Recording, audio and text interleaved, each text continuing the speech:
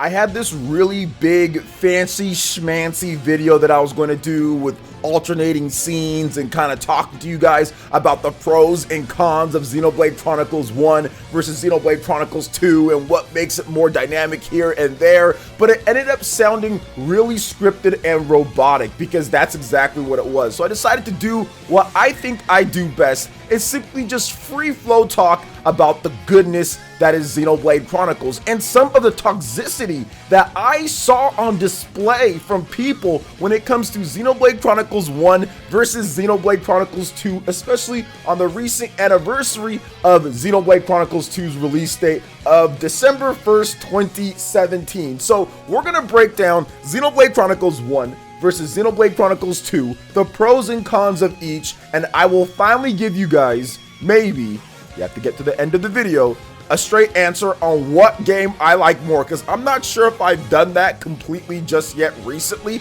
I know I've done it before, but now with the Definitive Edition and all that, I said it's like picking between my children, and it really is. But let's break things down. Let's have a little bit of fun. Let's get interactive in the comments. You guys can let me know what game you like more, and let's get this started. But before we get into anything, please make sure you hit that like button, subscribe if you're someone new, click that notification bell, and let's go ahead and get right into this. And we're starting out with Xenoblade Chronicles 1, the pros and the cons. The pros are a lot of pros, and I'm really going to be using Xenoblade Chronicles Definitive Edition, and I think that it's fair that we do that. Now, I know we can use the original, and we can use the Xenoblade Chronicles, the new Nintendo 3DS version. I get those versions aren't as good as the Definitive Edition, and a lot of people's memory does start with the original Xenoblade, but you have to factor in that Xenoblade Chronicles Definitive Edition is a thing, and it exists, and it highlights exactly why the original game is good, and it puts it on an even playing field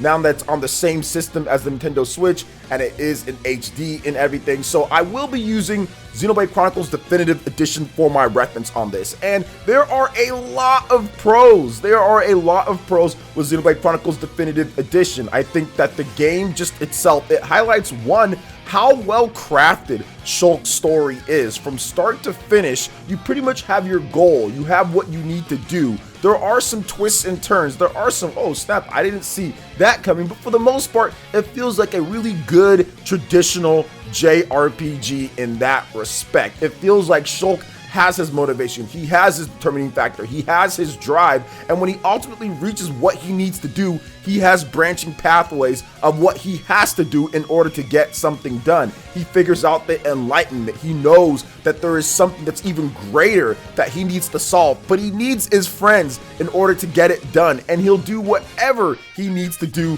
to get that done. And I don't want to spoil it for those who haven't already seen it. Just check it out yourself. Play the game. A lot of you guys, you know, have played Xenoblade because of my recommendation, so I highly go out there. I recommend playing the game. But yes, I think that the story just kind of highlights once again Monolith Soft at their best, and I think that Shulk and his friends and kind of going through and how it's structured is just very, very well done. So you have to give the pros, a big pro, for the story and the flow and just how it is settled in that game. And I think that it highlights once again another thing that's really awesome about Xenoblade Chronicles, and one of the most impressive things if you're going back to the original Wii game, but since we're talking about the Definitive Edition, is the layout, the geography of the world, how you kind of just seamlessly go from one area to another. There's looping and branching kind of pathways. There's just different things that make it unique and varied, and I think that since it was built on the original foundation of the Wii, right? The fact that they were able to get that done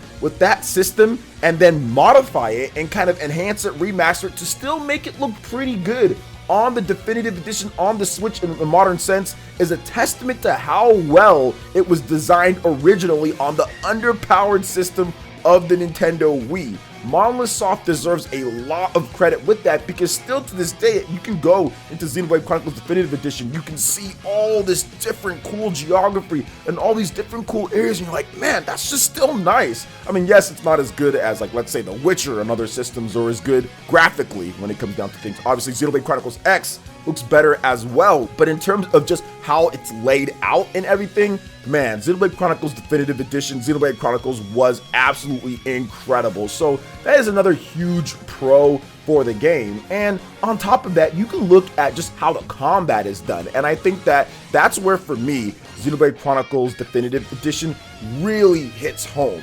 It really hits home, and I think that Xenoblade has so many options for you as a player in terms of what characters you can use, how you can customize your combat, what you can do in battle. It really is fun. There is a lot, but then again, it doesn't seem to overwhelm you too much with the game. And I think that for an advanced player like myself, it's just right. Now, some of the more casual players, it might seem like it's a little bit overbearing, especially with the gem crafting system. I think that was a little lame, and I know some people do like that, but I'm not a huge fan of the mini game gem crafting system. I think it becomes overbearing at times. I think it becomes like a bit cumbersome. I think it becomes a bit tedious when it comes to carrying all these different gems and everything. So if there was definitely a con, it would be that. I would say in some respects, it's fun to use the gems and to have them in there, and the portable gem machine to where you can make it anywhere and not have to go back. That's obviously great too. That's a good quality of life type of feature that they added in there, that they have in there, to where it makes it to where it's not so bad that you have to go back to that main Colony 9. But at the same time, I still feel that it's something that's just, you know, it's something that could have been handled a little bit better in terms of how it's done, and also in terms of the interface and everything, because you end up just getting so many of those. But overall, I mean, if that is one of the cons or very few cons, I mean, that's pretty good for this style of game when it comes to a massive JRPG. I mean, and if you look at everything else in the game, you look at the combat with the enemies in the game, you look at the super bosses, you look at what you can do, it's just incredible. It really is that good. So Xenoblade Chronicles Definitive Edition has a lot of pros and very few cons when it comes down to it. I'm pretty sure there's some more, right? You can talk about the graphics in the game. I think that that's something that people have discussed too. And yeah, even the Definitive Edition resolution isn't too high on certain things, so that's definitely a bit of a con. I mean, you can talk about some other stuff when it comes to like the portable mode on the system that it's on, but on the game itself, I think that the art and what they did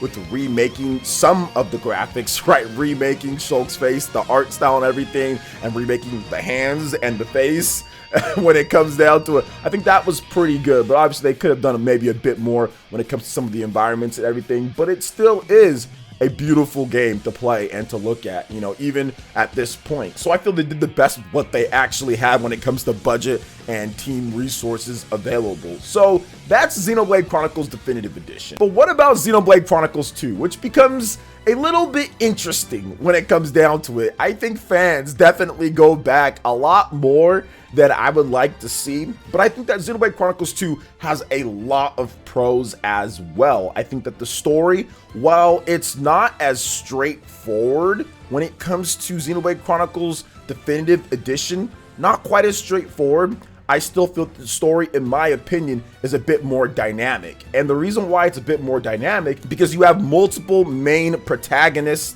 in there. You have your team that you have, but also having Pyra and Mithra dynamically interact with Rex is something that the first game just doesn't have. So there is something within the narrative and there is something within the story that creates that unique thing with it. And the fact that you're actually talking to these, I would say, higher beings of blades, right? That are just very different from humans, and they're on your team, and even some of the hybrids that are on your team, you know, Nia and stuff like that. So to me, that does create a little bit of a different narrative when you intertwine the story with it. That was unique. That was unique and very good, very different from Xenoblade Chronicles Definitive Edition for the most part, where everyone is pretty much what you would expect when it comes to a human or when it comes to the Nopon, right? Whereas Xenoblade Chronicles 2, it has a completely different outlook with the type of people you are with when it comes to your party, and that creates unique stories, that creates unique branching pathways, that creates narrative that's very different from what we've seen in Xenoblade Chronicles Definitive Edition, and I kind of like that a bit more with Xenoblade Chronicles 2. Now, when it comes to the actual story itself, I do love the villains in the game. Yes, Metalface is fantastic. Yes, what they've got there in Xenoblade Chronicles Definitive Edition is very good. And I'm not saying Xenoblade Chronicles 2 has a better story. What I'm saying is that the villains' performances were so good. I love Malos as a villain. I really do love Malos as a villain. And if you include Xenoblade Chronicles 2, Torn of the Golden Country, it even gets better, and we'll talk about that game in just a bit more. So yes, with Malus and with Jin and what's going on with the group Torna and everything, I think that that also creates a very unique dynamic and a very unique type of play for the story in Xenoblade Chronicles 2, which makes complete sense towards the end and once you kind of piece everything together, and also makes it dynamic and fun. I think it's a very good and fun story to go through. If you look at the world size and geography of the game, it's obviously massive, just like Xenoblade Chronicles 1. The structure of the game, because they have titans, is a little bit different. So whereas in the first game, you just have 2 of them on there, but when it comes to Xenoblade Chronicles 2, you have a bunch more. So a bit segmented in terms of where you need to go and what you need to do at times. And some people might like that a bit more, some people might not like that. I think that it becomes a bit more confusing with Xenoblade Chronicles 2 because of the way that the game launched and because of the way that they ask you to do certain things and how it's not exactly explained correctly when it comes to the tutorial in the game and stuff. So it can lead to some frustrating moments, and that can lead to a game that doesn't play as well in terms of you going through on the first run. So I can understand that little bit of a con on there. And also, I mean, you have to look at it this way. Like, I think the biggest thing with Xenoblade Chronicles 2 when it comes to the structure of the game or when it comes to everything is the blades and everything. Like, it really is. It's a double-edged sword with this game. The blades are cool in some respect when it comes to getting rare blades and when it comes to fighting and everything, and when it comes to the actual story and intertwining them, that's awesome. I love the backstory, I love everything. But then when it comes to actually unlocking them and then some of the other stuff, that is the con. That is like the most annoying thing with the whole core crystal opening and the whole rare blade type of stuff and how it's RNG gotcha mechanic. That's probably the biggest con in this game when it comes to Xenoblade Chronicles 2, is that mechanic there. And I think that's where this game kind of falls when it comes to how people compare it to Xenoblade Chronicles 1, is that blade mechanic. Now, it's not only just that, right? It goes into the battle system, because the battle system can be very, I would say, perplexing at times in terms of what you need to do, the visual, just all the stuff that's on screen, the combo system and everything. But I do feel once you get the hang of things, once you kind of actually know what you're doing, how to link your combos, how to get the finishers, I think it does create a very satisfying experience. Yes, I think that with Xenoblade Chronicles Definitive Edition, there are some better things with it. But with Xenoblade Chronicles 2, I had a ton of fun once I actually understood what to do with the battle system in the game. And it became very dynamic once you start intertwining other blades. But I think that's also where the frustration lies, is trying to get certain blades and is trying to do certain things with the gotcha mechanics, so it can put a damper on the fighting system. And for many people, they just don't have the patience when it comes down to Xenoblade Chronicles 2 and kind of learning everything with that game and what to do and with the blades and all the visual stuff that's popping up. It just is a lot. Plus, you can also look at it when it comes to like attacking and also moving at the same time, so it restricts your movement. Xenoblade Chronicles 1 does not. Some people like to be able to move around and actually attack at the same time to position themselves better, which creates a better gameplay flow. Xenoblade Chronicles 2, you have to stand still. So I understand a bit why they did that, but at the same time, I think that it plays better when you can actually move around and also attack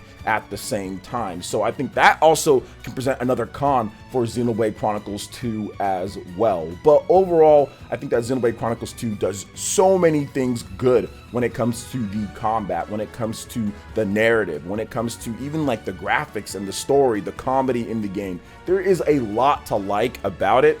But yeah, it definitely seems, from the outside looking in, when I do like this comparison, it definitely seems like Xenoblade Chronicles 2 has a bit more cons, but there's some things that fly a bit higher. But the time of truth is here. It's time to tell you guys which game I think is better. And honestly, after doing this comparison and after thinking about everything, I finally come to the conclusion that I think that Xenoblade Chronicles 2, Torn of the Golden Country, might be my favorite one out of all of them, because I think it involves some of the simplicity of the first game's battle system, and then you combine that with all the depth and extra options that the second game's battle system has, on top of the new Vanguard and Switch-based system with the blades and going in and out, and it creates a unique experience. And you guys should all go out there and play all of the games. but definitely Xenoblade Chronicles 2 Torn of the Golden Country is absolutely incredible, just like Xenoblade Chronicles 1 is good, and just like Xenoblade Chronicles 2 is also amazing as well. So that is my thought process on this, guys. What do you think on here? What's your favorite one and why? Let me know your thoughts in the comment section below. All right, guys, that wraps it up for this video here. Thank you so much for watching. I do appreciate it. Please make sure you hit that like button, subscribe if you're someone new, click that notification bell, and we will see you for the next video. Peace.